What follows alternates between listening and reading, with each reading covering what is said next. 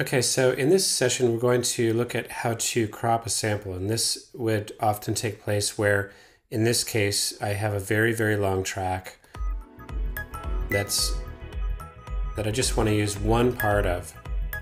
Okay. And in my case, it's this part out here.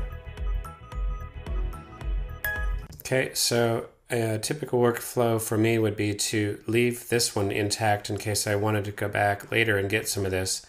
So what I would do here is I would just right-click the top track, 19 audio, and say duplicate. You can also do Command D. And then I would bury the original and then work just simply off this new copy. So that's what I've got now. And cropping is relatively easy. There's a couple little gotchas though.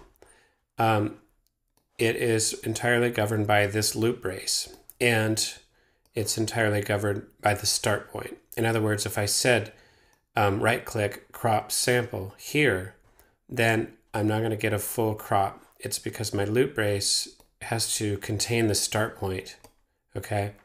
If I did something like this and said crop sample, I would expect that all the action to the right would be gone, all the action to the left would be gone. This is not true. It has to be loop braced. So got my loop brace selected, and I'm just going to crop sample. Okay, now I have my individual piece, and I can put this in my session.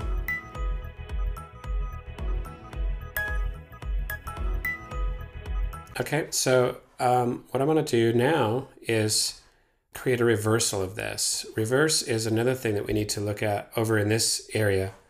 And what I want to do for that is just option click and drag down a new piece. I can also right click and say duplicate here, and it'll give me yet another piece, or right click and delete. Okay. And just for the sake of fun, I'm going to just say animated majors reverse. Something like this. All right. So now I'm just going to take a smaller section of this thing. Reverse has exactly what you'd think. It absolutely rolls this thing like a mattress or something. Just wham, like this. Okay, and then when I play it,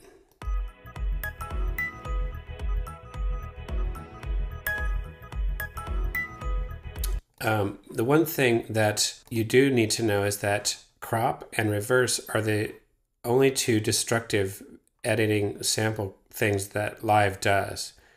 I'm going to say reverse. I've got it reversed. It's hard to tell whether this is reversed or not, actually. Just hear it. I'm going to do it again. Yeah.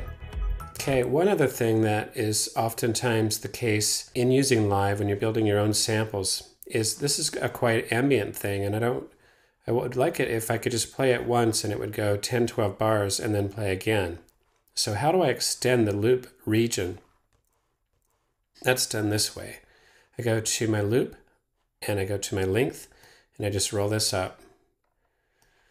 Okay, and then I put my end point out. I guess, yeah, just like this. And then we start.